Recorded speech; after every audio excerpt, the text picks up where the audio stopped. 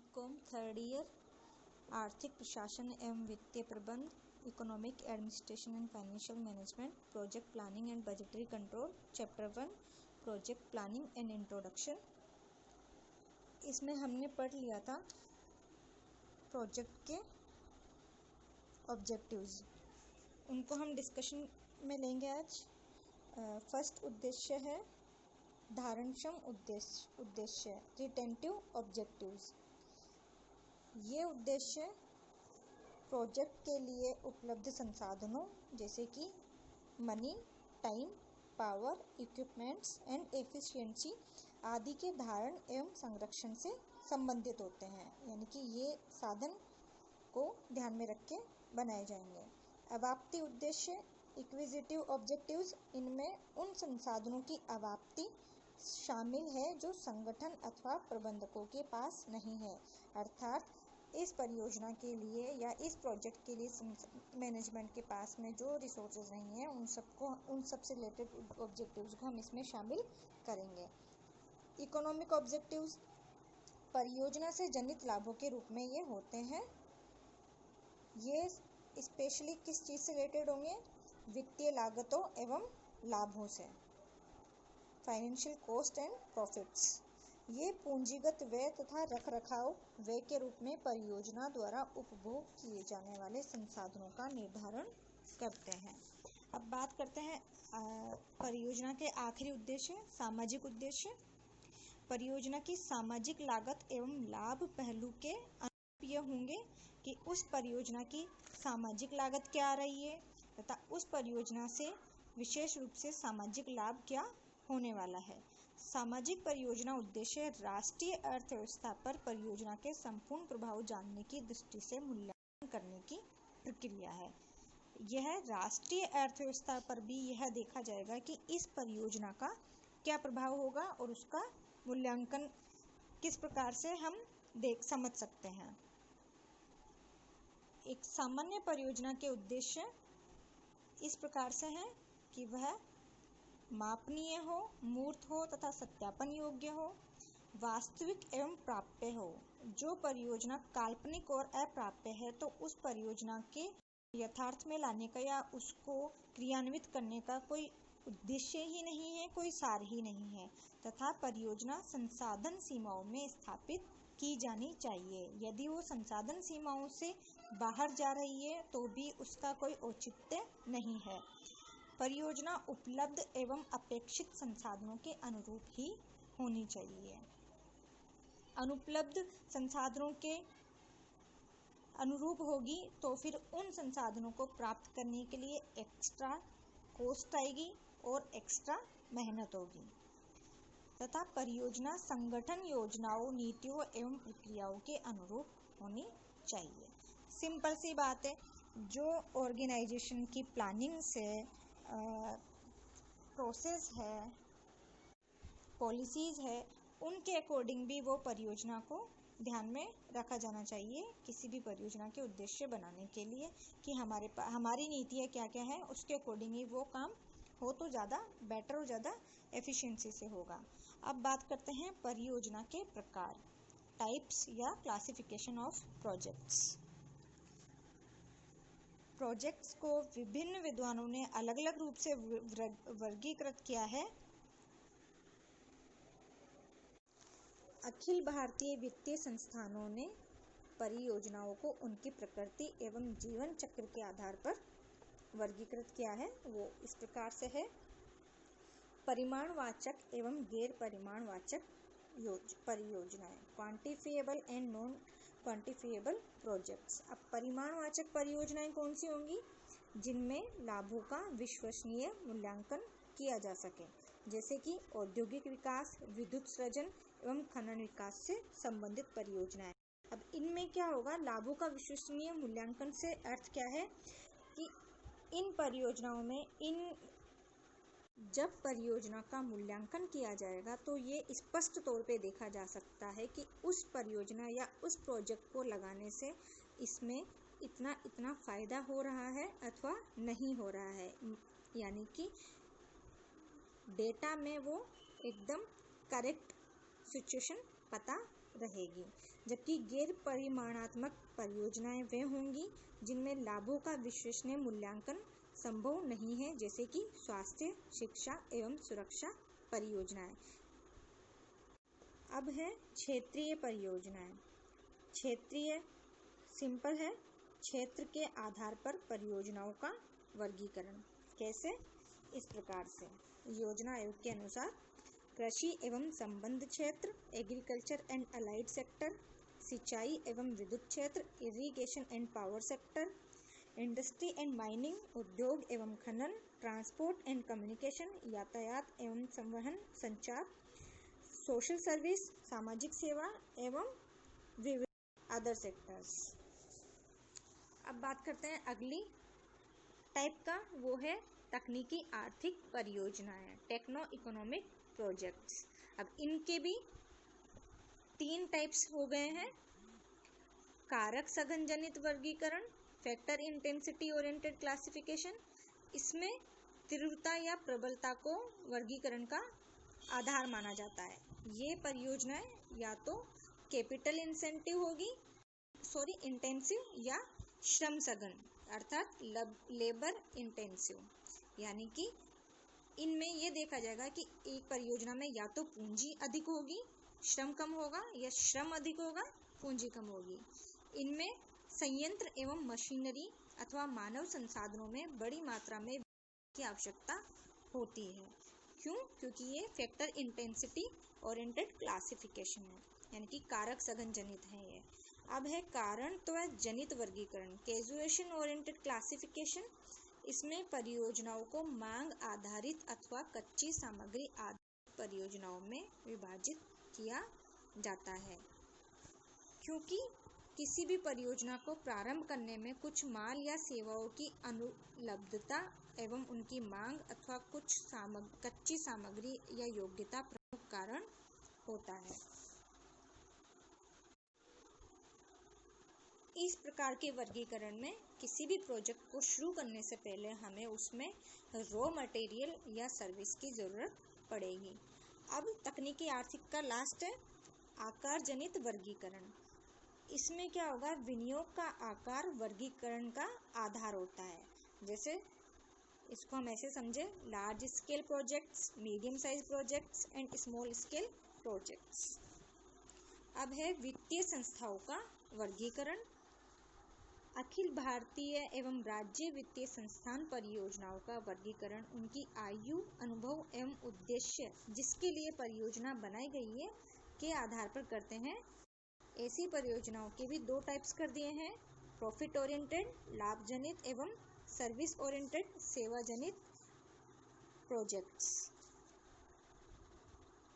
अब profit oriented projects क्या होंगे? ये होंगे इस प्रकार से। First, new project.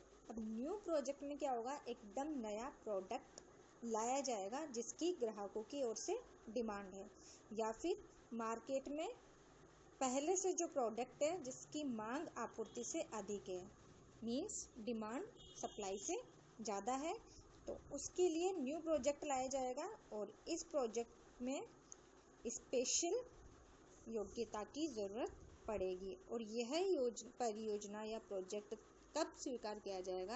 जबकि विनियोग पर प्रत्याय दर तथा शुद्ध रोकड़ प्रवाह वांछित दर से अधिक हो, means IRR investment rate of return and net cash inflows desired rate से ज़्यादा होना चाहिए। सेकंड है विस्तार योजना, एक्सपेंशन प्रोजेक्ट। यह वह है जिसमें वर्तमान में जो प्रोजेक्ट है उनके लिए संस्थापित संयंत्र क्षमता को बढ़ाना है, मीन्स जो हमारे पास पहले से प्लांट है उसकी एफिशिएंसी को बढ़ाना है, उसकी कैपेसिटी को बढ़ाना है, उसके लिए विस्तार परियोजना लाएंगे। अब संयंत्र क्षमता का विस्तार या तो अतिरिक्त संयंत्र क्षमता स्थापित करके या उसी उद्योग में किसी दूसरी संस्था का अधिग्रहण करके किया जा सकता है। इस प्रकार की परियोजना या प्रोजेक्ट को स्वीकार करने के लिए विद्यमान स्तर से नियोजित स्तर तक विभेदक आगम, डिफरेंशियल प्रोसीड्स एवं विभेदक लागत, डिफरेंशियल कॉस्ट दोनों पर विचार किया जाता है। यदि विभेदक आगम विभेदक लागत से अधिक हो तो परियोजना स्वीकार कर ली जाती है। Means differential proceeds differential cost से अधिक हो तो उस प्रोजेक्ट को एक्सेप्ट कर लिया जाएगा। अब बात करते हैं आधुनिक परियोजना, मॉडर्नाइजेशन प्रोजेक्ट। इसमें क्या है, जैसे प्रौद्योगिकी नवाचार हो रहे हैं, नई नई टेक्नोलॉजी आ रही है, तो क्या होता है, जो हमारी जो पहले से जिस टेक्नोलॉजी को हम यूज़ ले रहे हैं, जिस प्लांट को या मशीनरी को हम प्रोडक्शन में काम में ले रहे हैं, वो नई नई मशीनरी या नए प्लांट के आने से बेकार हो जाएगी, या वो हमारी जो टेक्नोलॉजी है वो पुरानी हो जाएगी। तो कंपटीशन का मार्केट है, इस वजह से उस टाइम पर आधुनिकीकरण की आवश्यकता, यानी कि उस नए प्लांट या नई मशीनरी को अपनाना पड़ेगा, तो उसको हम बोलेंगे आधुनिकीकरण परियोजना। उसमें अगर हमने ये नहीं अपनाया तो हमारे लाभ की मात्रा में कमी हो जाती है और कंपटीशन है, इस वजह से संस्था को बंद करने की स्थिति तक देखनी पड़ सकती है। तब हम ये परियोजना एक्सेप्ट करेंगे या लेके आएंगे, और यदि उस पर रिटर्न अच्छा है तो हम उस प्रोजेक्ट को एक्सेप्ट कर लेंगे। फोर्थ है प्रतिस्थापन परियोजना, रिप्लेसमेंट प्रोजेक्ट। अब इसमें क्या होगा, जो हमारे पास पुरानी मशीन है उसकी जगह पर उसी क्षमता की नई मशीन हम स्थापित कर देंगे। क्यों कर देंगे, क्योंकि पुरानी मशीन की उम्र और डेप्रिसिएशन के कारण या अन्य उसकी लागतें हो, या उत्पादन की घटिया किस्म हो रही हो, या मात्रा में कमी आ रही हो, या तोड़ फोड़ हो चुकी हो आदि के कारण उस पुरानी मशीन से प्रोडक्शन करना लाभप्रद नहीं होगा। इसलिए उस पुरानी मशीन की लागतों को कम करने एवं उत्पादन कंटिन्यू करने के लिए नई मशीनरी की स्थापना की जाती है। इसकी स्वीकृति आधुनिकीकरण परियोजना की भांति ही होगी। अब मॉडर्नाइजेशन प्रोजेक्ट और रिप्लेसमेंट प्रोजेक्ट दोनों में अंतर क्या होगा?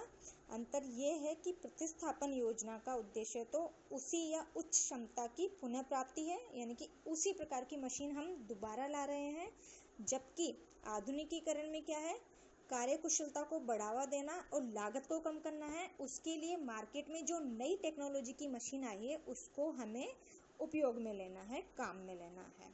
अब विविधीकरण प्रोजेक्ट, इसमें क्या होगा कि जब कोई भी जो निर्माता है, जो व्यवसायी है, वो एक से अधिक उत्पादों को प्रस्तुत करता है तो उसे हम उत्पाद विविधीकरण कहते हैं। और इस उद्देश्य के लिए जो प्रोजेक्ट काम में लेगा उसको डाइवर्सिफिकेशन या विविधीकरण परियोजना कहेंगे। ये कब किया जाएगा? यह संस्था की लाभदायकता में सुधार की दृष्टि से नए क्षेत्रों में बाजार संभावनाएं तलाश की जाती है।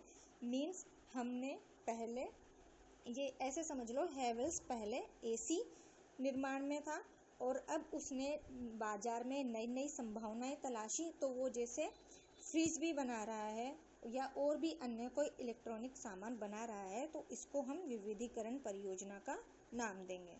अब बात करते हैं सेवा जनित परियोजनाएं। सेवा जनित परियोजनाएं ये इस प्रकार से हैं। पहली है शोध एवं विकास परियोजनाएं, रिसर्च एंड डेवलपमेंट प्रोजेक्ट्स। संस्था के विभिन्न परिचालन विभागों में नए उत्पाद या प्रक्रिया में सुधार या मार्केट रिसर्च आदि पर किए जा रहे रिसर्च एवं डेवलपमेंट प्रोजेक्ट्स को शोध एवं विकास परियोजनाएं कहते हैं। ऐसी परियोजनाओं की स्वीकृति के लिए संभावित प्रत्यय कभी भी आवश्यक नहीं है, क्योंकि इनका मापन कठिन है।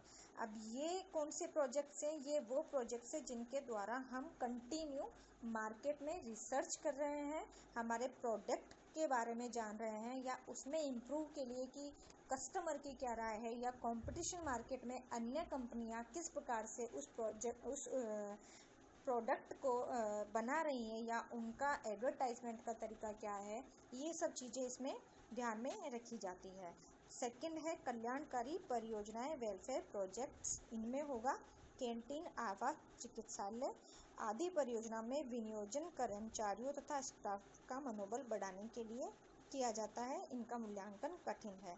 अब चूँकि ये ऐसी परियोजनाएं हैं जिनमें मापन नहीं किया जा सकता है इनका, किंतु ये इनसे इस बात को हम समझ सकते हैं या ये देखकर मूल्यांकन किया जा सकता है कि कर्मचारियों अथवा स्टाफ के मनोबल में कितनी बढ़ोतरी हुई है अथवा गिरावट आई है इस परियोजना के अपनाने से। तो इस प्रकार से मूल्यांकन किया जा सकता है इनका।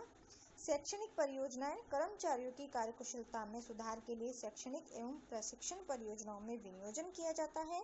ऐसी परियोजनाओं के परिणामों का मूल्यांकन भी बड़ा कठिन कार्य है।